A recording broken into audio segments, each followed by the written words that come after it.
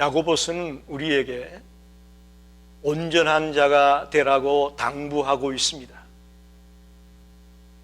신약 성경에 마태, 마가, 누가, 요한, 사도행전까지 처음에 나오는 성경에는 제자라는 말이 여러 번 나와 있습니다. 그러나 서신서에 오면서부터는 제자라는 말이 거의 나오지 않습니다. 그 대신 온전한 자, 성숙한 자, 그런 표현이 나오고 있습니다. 즉, 우리에게 온전한 자가 되라고 당부하고 있다는 얘기는 주님을 닮은 제자가 되라는 말씀과도 같습니다. 야고보 기자의 당부는 온전한 자가 되어라, 정말 주님을 닮아가는 제자가 되라, 그런 말이에요. 어떻게 해야 온전한 자가 될 수 있다고 말씀했습니까? 인간관계를 바르게 잘할 때에 온전한 자가 된다고 했습니다.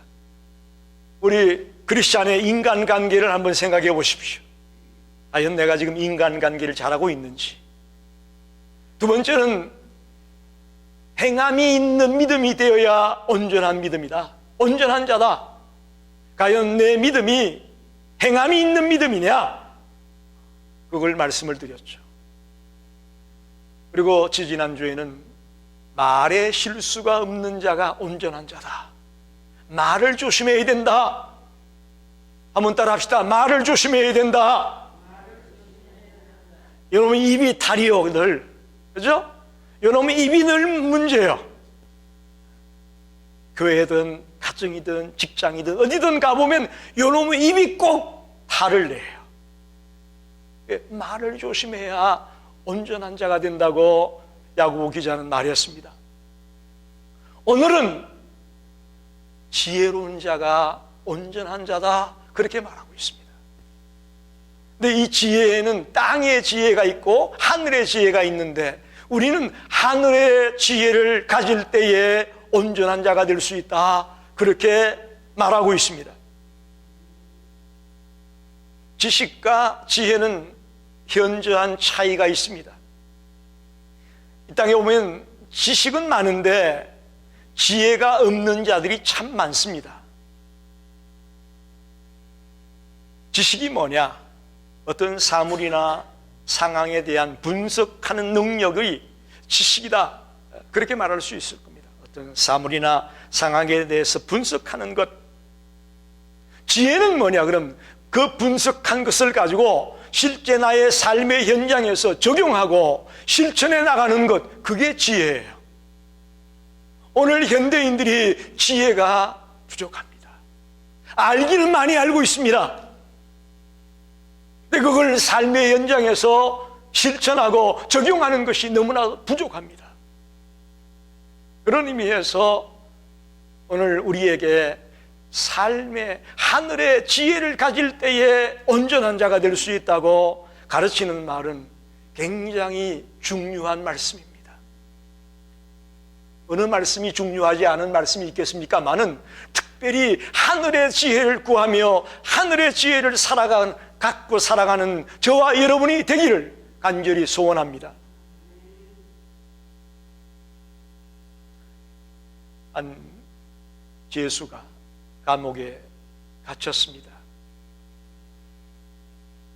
간수가 죄수들을 관리하는데 가만히 그 죄수를 보니까 글을 몰라요.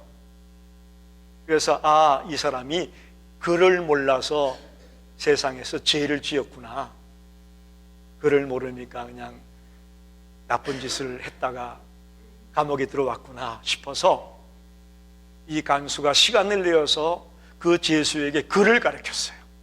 정성껏 가나다라부터 시작을 해서 열심히 글을 가르쳤어요. 그리고 드디어 형이 다 끝나서 이제 추록을 하게 됩니다. 그러자 이 죄수가 나가면서 저에게 이렇게 한글을 가르쳐줘서 너무너무 감사합니다. 간수님, 내가 나가서 이제 잘 살겠습니다. 그렇게 하고 나갔어요. 그런데 나간 지 얼마 안 됐는데 또 붙들려 들어왔어. 이번엔 무엇 때문에 들어왔느냐? 그랬더니 문서 위조죄로 걸려 들어왔어요.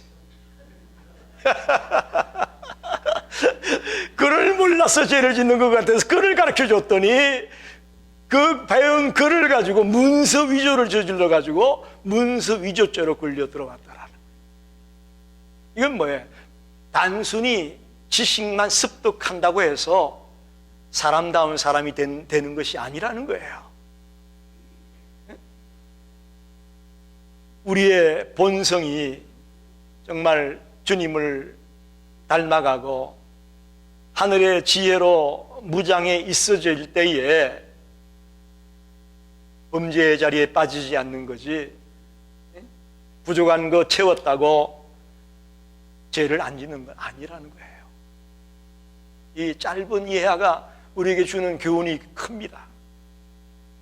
여러분, 성경은 오늘 땅의 지혜가 있고 하늘의 지혜가 있다고 말합니다.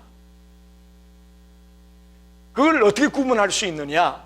땅의 지혜는 어떤 것이고 하늘의 지혜는 어떤 것이냐? 이걸 어떻게 구분하느냐? 이거 참 중요합니다. 첫째는 선을 행하는지 악을 행하는지를 보면 알 수가 있습니다. 하늘의 지혜와 땅의 지혜를 구분하는 법, 첫째는 선을 행하는지 악을 행하는지를 보면 알 수 있다, 그런 말입니다.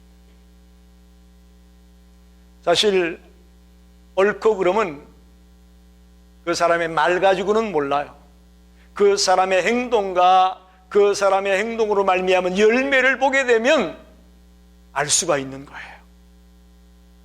굉장히 중요합니다. 저와 여러분이 주님을 믿는 자고 하늘의 지혜를 가졌다면 선한 열매가 맺어져야 됩니다. 그런데 내 생각에는 주님을 믿는 것 같고 성경을 공부하면서 하늘의 지혜를 가지고 있는 것 같은데 내가 맺는 열매가 악한 열매를 맺고 있다면 문제가 있습니다. 문제가 있어요. 오늘 교회 안에 상당히 많은 부류의 사람들이, 이런 자들이 있음을 보게 됩니다. 성경도 잘 안다고 합니다. 신앙생활도 오래 했다고 말합니다. 누구보다도 경험이 많다고 얘기합니다. 그런데 그가 맺는 열매가 선한 열매가 아니고 악한 열매를 맺는 경우를 보는 거죠. 그건 하늘의 지혜를 가진 것이 아니고 땅의 지혜를 가졌다는 거예요. 백문이 불여일견이다, 그런 말이 있죠. 100번 듣는 것보다 한 번 보는 게 더 낫다라는 거예요. 여러분, 아무리 지혜가 많다고 큰소리 쳐도 그 열매가 선한 열매가 아니라면 그건 문제가 있다는 것입니다. 여러분의 믿음 있는 것을, 여러분이 하늘의 지혜를 가진 자임을, 여러분이 온전한 자임을 뭘로 보여줄 수 있느냐? 여러분의 열매를 통해 보여주는 거예요.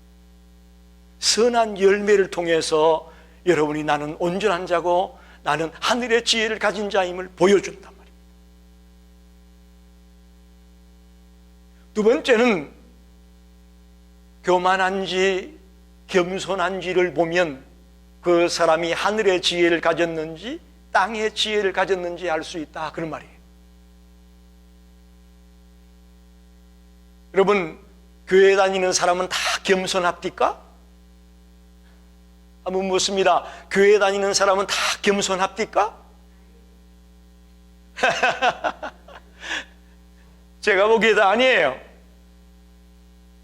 왜 이렇게 똑똑하고 잘난 사람이 많은지, 교회 안에도 아주 잘난 사람들이 너무 많음을 보게 됩니다. 하늘의 지혜는 교만하지 않다고 말합니다. 겸손하다고 말하고 있습니다. 사탄이 천사의 타락으로 되어졌다고 우리는 알고 있습니다.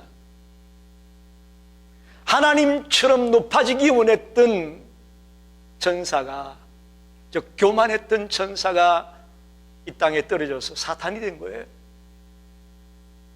사탄이 된 거예요. 아담과 하가 에덴 동산에서 정말 하나님의 나라의 삶을 살던 그들이 뱀의 유혹을 받고 눈이 밝아져서 하나님처럼 볼 수 있다라는 말에 빠져서 선악과 열매를 따먹으면서 에덴 동산에서 퇴출당하는 인생이 되지 않습니까? 그건 사탄이 가져다 준 것, 그건 땅의 지혜, 그야말로 망조가 드는 지혜지요. 우리를 살리는 지혜가 아니에요. 하늘의 지혜가 아니에요. 그러니 내가 지금 교만한지 겸손한지를 보게 되면 아, 하늘의 지혜를 가졌구나, 땅의 지혜를 가졌구나 알 수 있다라는 거예요. 세 번째는 내가 지금 시기하고 다투고 있는지 아니면 온유하고 화평한지 이거를 보면 땅의 지혜냐 하늘의 지혜냐 알 수 있다라는 거예요. 한번 묻습니다. 여러분이 가는 삶의 현장에 시기가 있고 다툼이 있습니까? 그럼 여러분은 지금 땅의 지혜에 빠져 있는 거예요.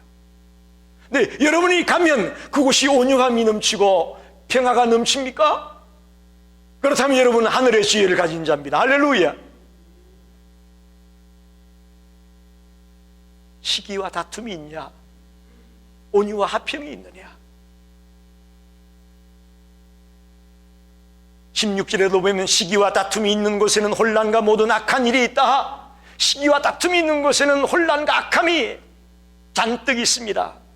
마지막 18절에 화평케 하는 자들은 화평으로 심어 의의 열매를 거둔다. 온유와 화평의 열매를 맺게 되는 곳에는 의의 열매들이 주렁주렁 맺히고 있다고 말하고 있습니다.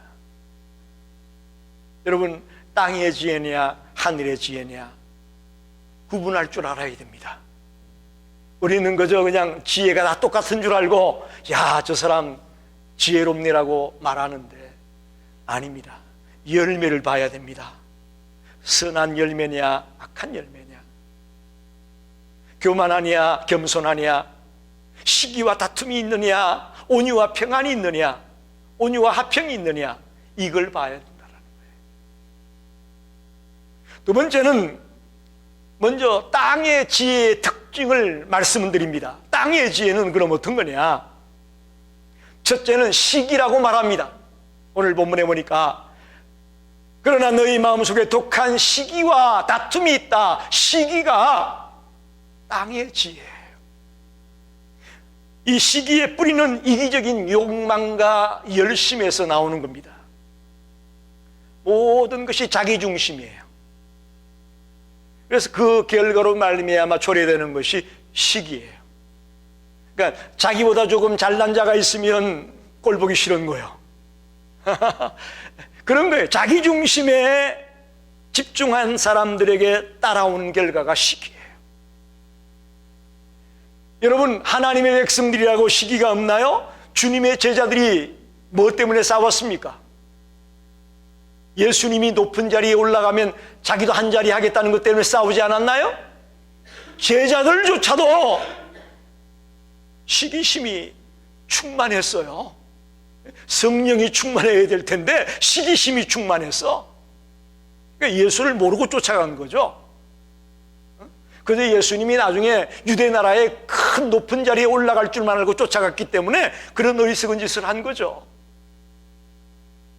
요셉의 형들도 시기심 때문에 요셉을 팔아버리잖아요. 아버지의 사랑을 독차지한다고 형들이 시기했어요. 그래서 동생을 팔아버려요. 사울도 백성들이 다윗은 만만이요 사울은 천천히다 그러니까 야마가 돌았어. 이런 표현을 써도 되는지 모르겠는데 야마가 돌아가지고 시기해서 다윗을 죽이려고 하는 거예요. 이게 땅의 지혜, 땅의 지혜는요 특징이 첫째 시기예요.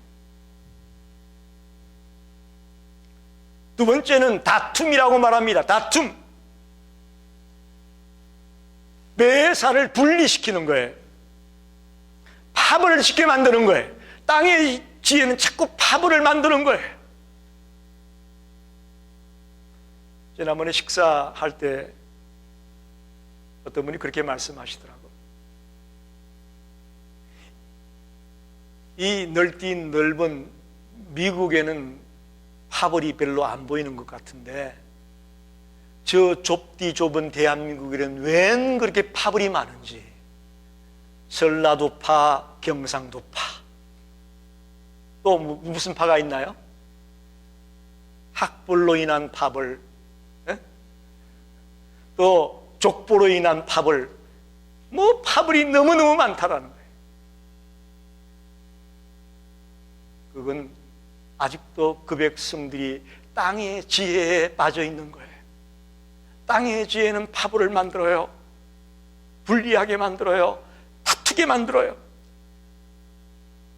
우리의 가정이, 직장이, 교회가, 사회가 왜 분열로, 다툼으로 얼룩집니까?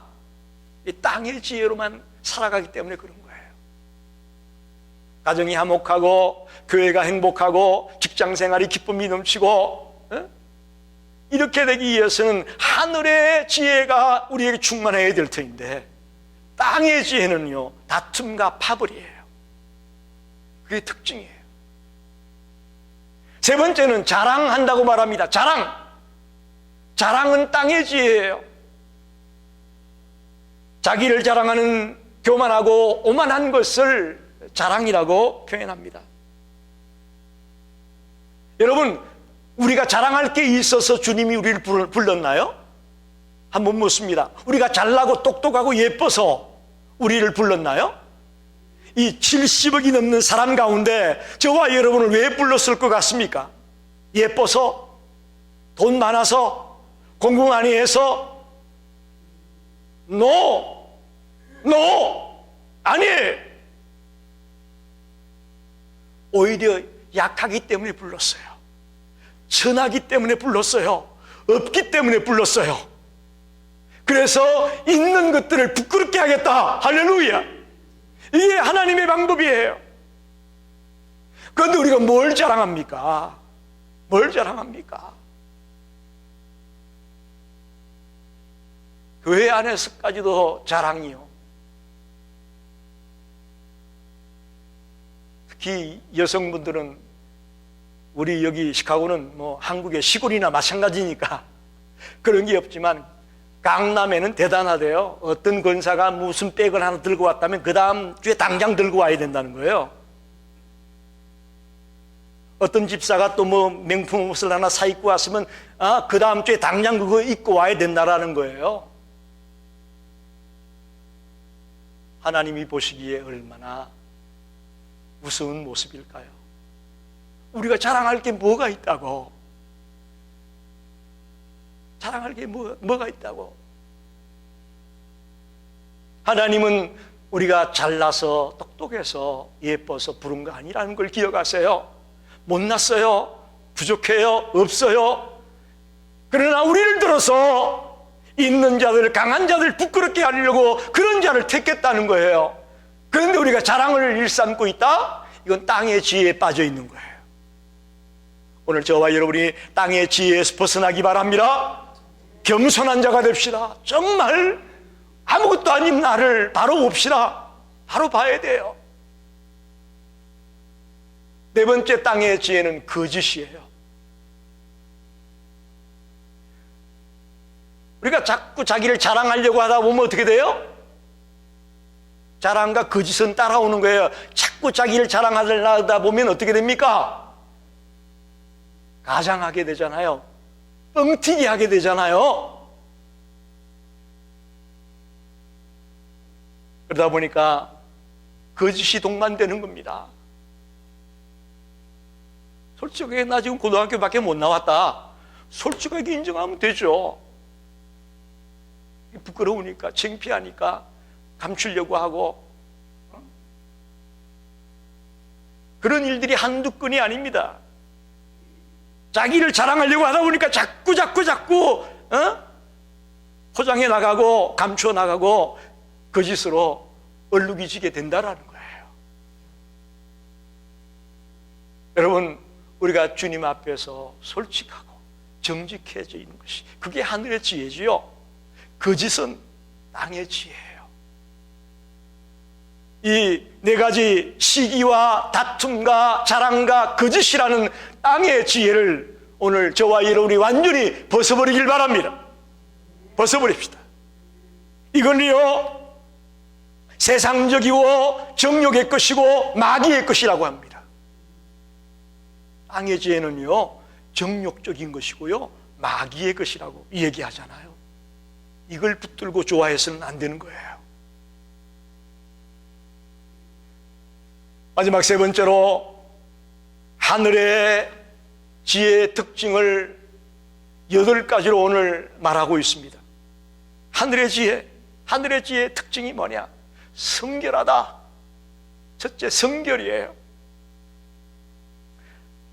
하나님 앞에 가까이 갈 만큼 순진하고 순수한 것을 말합니다.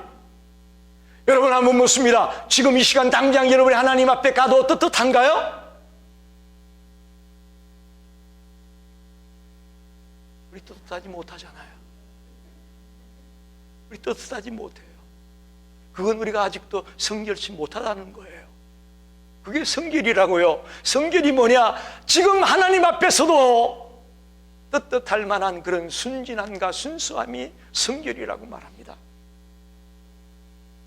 하나님 앞에 떳떳하게 나아갈 수 있는 나의 인격체가 되었느냐? 그걸 가지고 있는 사람은 하늘의 지혜를 가진 사람입니다. 어떤 사람은 참 지혜롭고 똑똑한데 순결하지를 못해요. 결과가 불결해요. 우리 시카고 열린교회 성도들에게는 정말 성결한 모습들이 넘치게 되기를 바랍니다. 또 그것으로 말미암아 그 열매도 순결해지기를 원합니다. 지혜롭고 아주 똑똑하고 참 지혜가 있는 것 같은데 열매가 불결한 말입니다. 이 말의 의미를 아시겠습니까?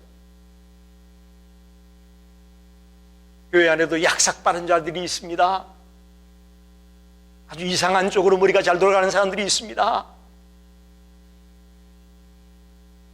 그건 열매가 불결할 수밖에 없어요.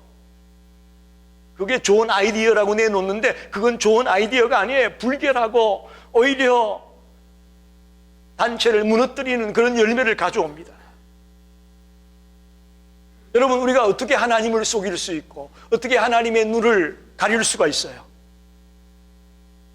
약삭빠른 거 가지고는 교회에서 생활할 수가 없습니다. 주님 앞에서 살 수가 없어요. 하늘의 지혜를 가진 사람은 그래서 성결해야 된다고 말하는 거예요.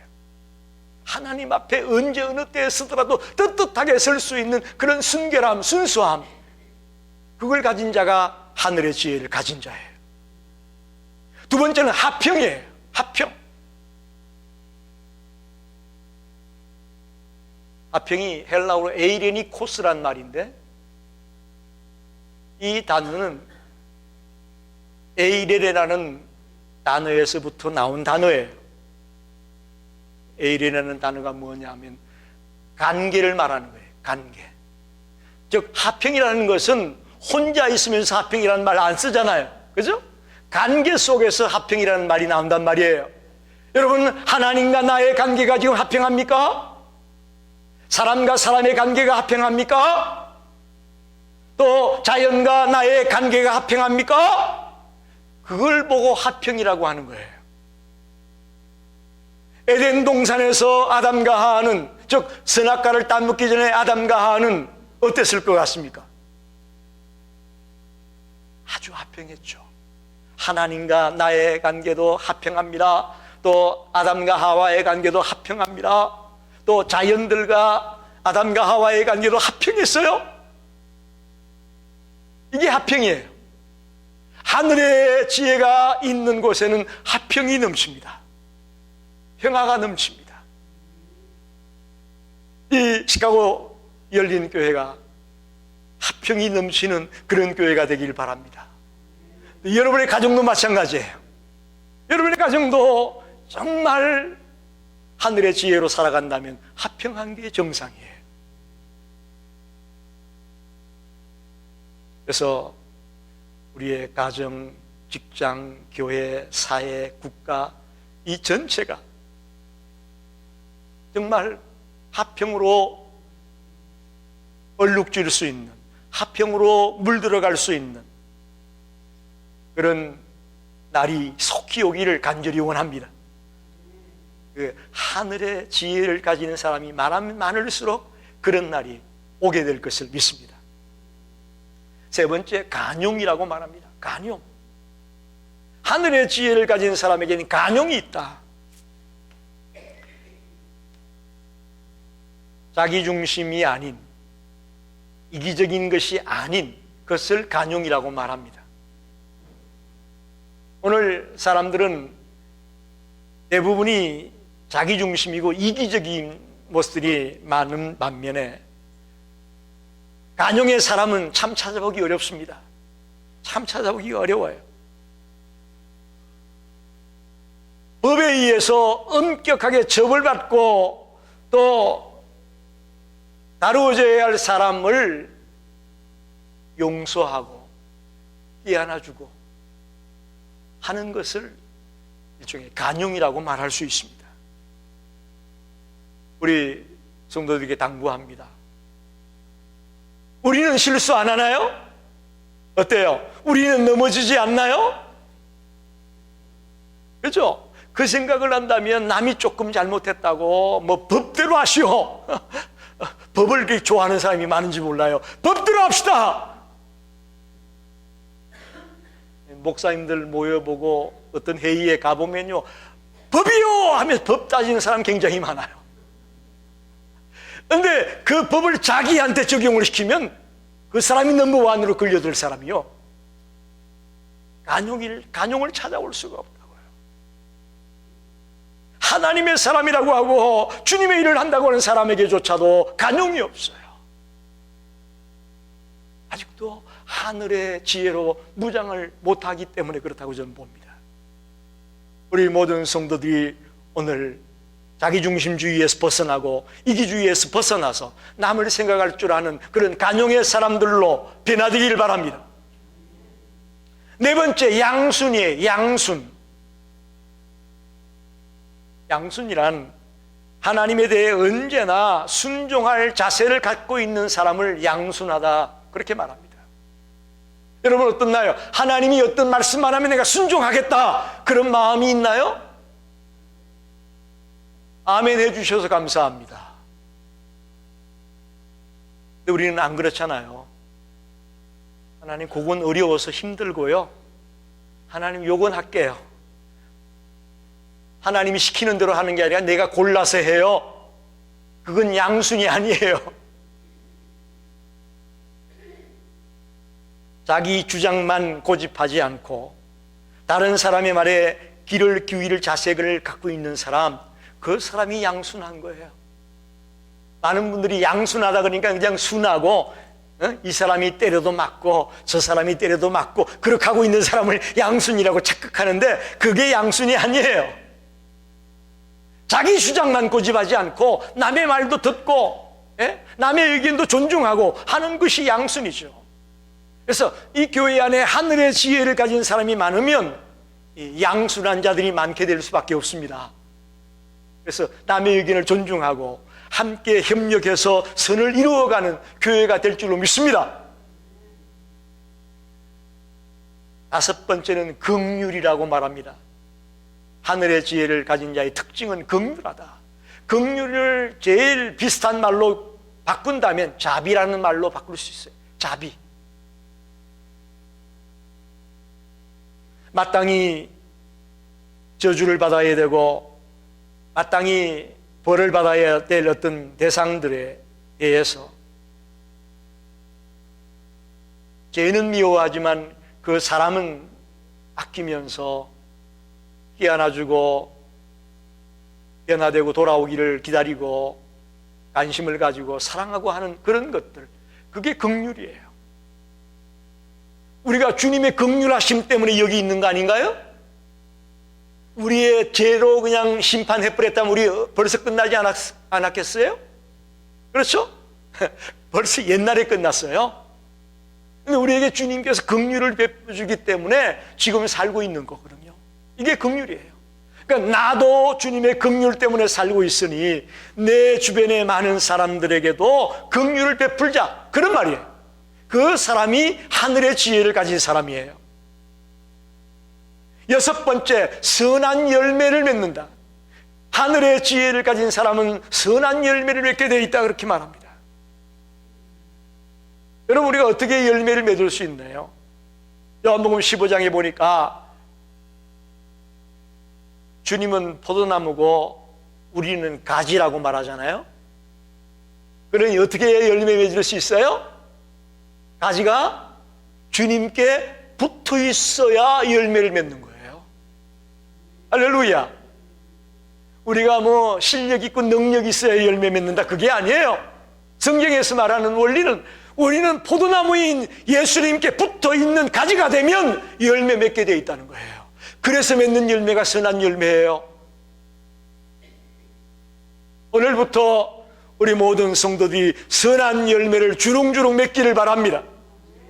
주님에게 붙어 있어야 돼요. 주님에게 붙어 있어야 돼요. 일곱 번째, 편견이 없다. 하늘의 지혜를 가진 사람은 편견이 없다. 즉 한쪽에 치우침이 없다라는 거예요. 공명정대하게 대한다는 것입니다.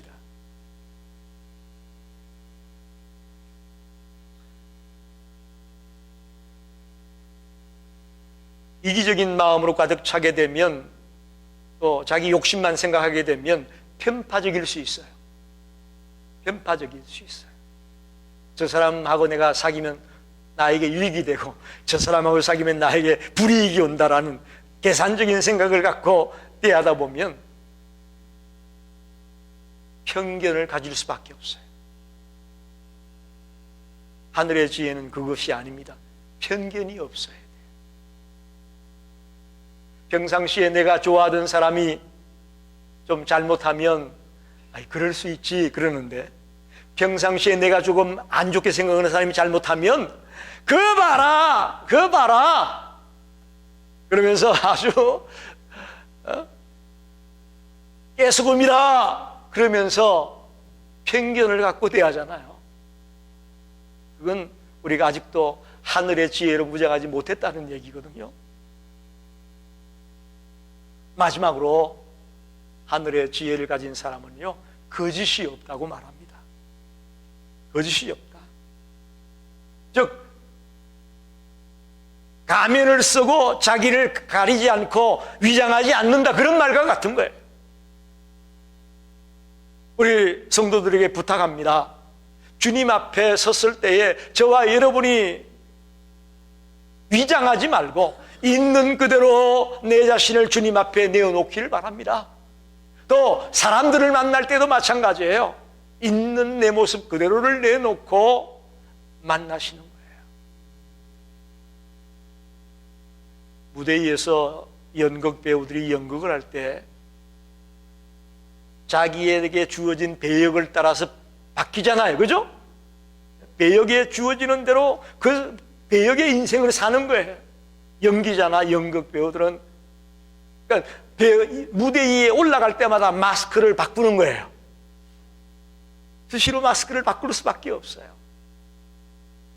근데 무대 위에서만 그런 게 아니고요, 요즘 세상 사람들은요 어디를 가도 그렇게 마스크를 바꾸는 거예요.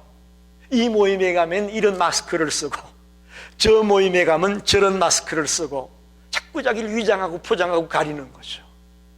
자꾸 거짓이 늘어나는 거예요. 하늘의 지혜를 가진 사람은 어디에 갖다 놔도 똑같은 모습으로 마스크 쓰지 아니하고 가장하지 아니하고 위장하지 아니하고 있는 모습 그대로 자기를 보여주는 자가 하늘의 지혜의 자입니다. 여러분이 집에 돌아가도 이렇게 지금 예배드릴 때 모습처럼 고상한가요? 친구를 만났을 때도 오늘 예배드릴 때처럼 그렇게 고상하게 친구를 만나시는가요? 그러셔야 된다는 거예요. 직장에 가서 일할 때도 지금 교회에서 예배드릴 때처럼 그렇게 직장 생활을 해야 된다는 거예요. 그게 거짓이 없는 거예요. 말씀을 정리합니다. 가장 중요한 것은, 그럼 땅의 지혜가 문제가 있고 하늘의 지혜가 좋다는 건 알겠죠? 따라옵니까? 못 따라옵니까? 따라오죠?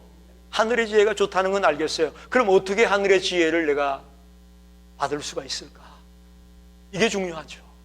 어떻게 하늘의 지혜를 내가 받을 수 있느냐?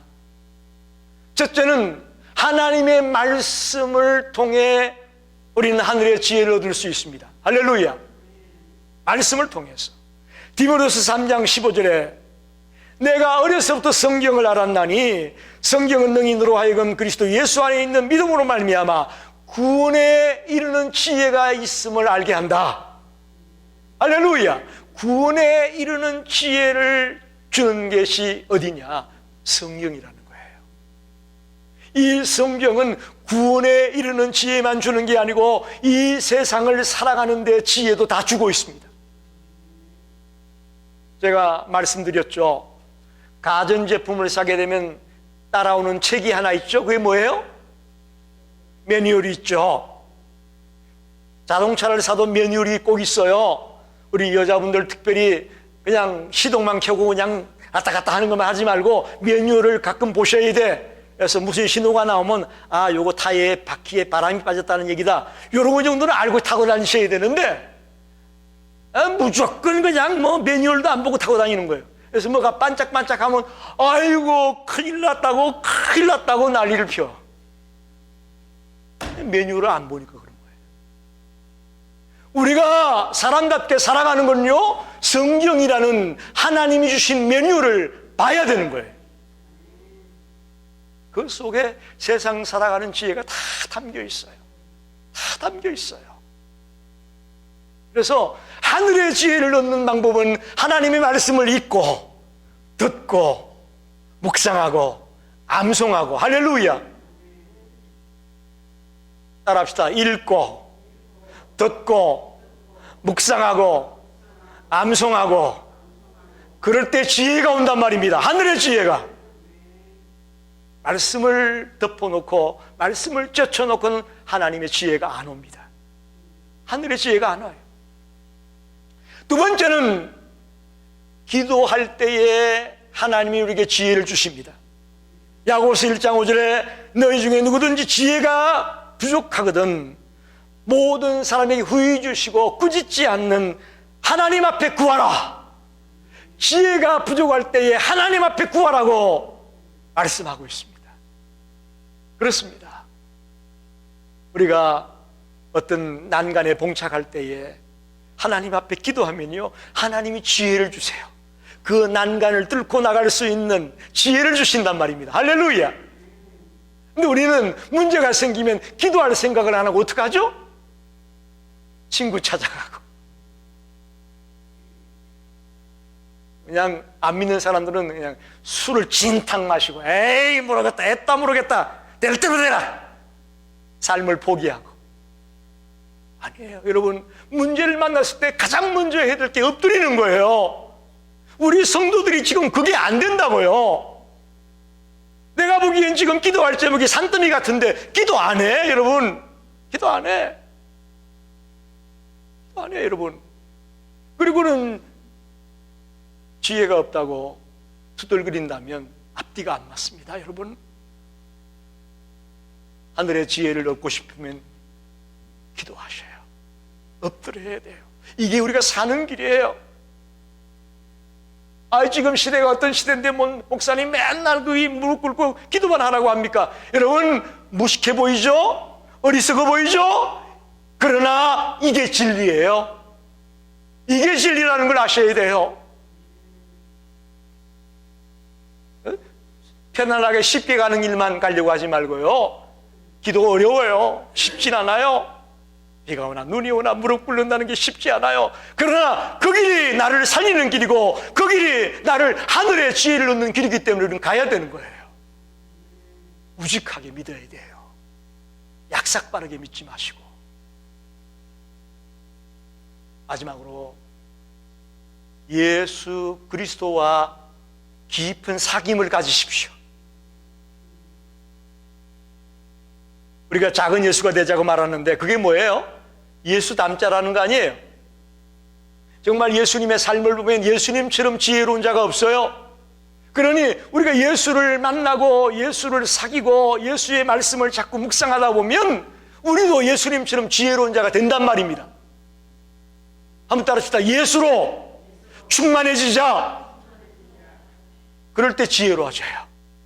예수로 충만해질 때에 지혜로운 자가 될 수 있다는 거예요. 하나님의 말씀과 기도와 예수로 충만케 될 때에 우리 모두가 하늘의 지혜를 가진 자가 될 줄로 믿습니다.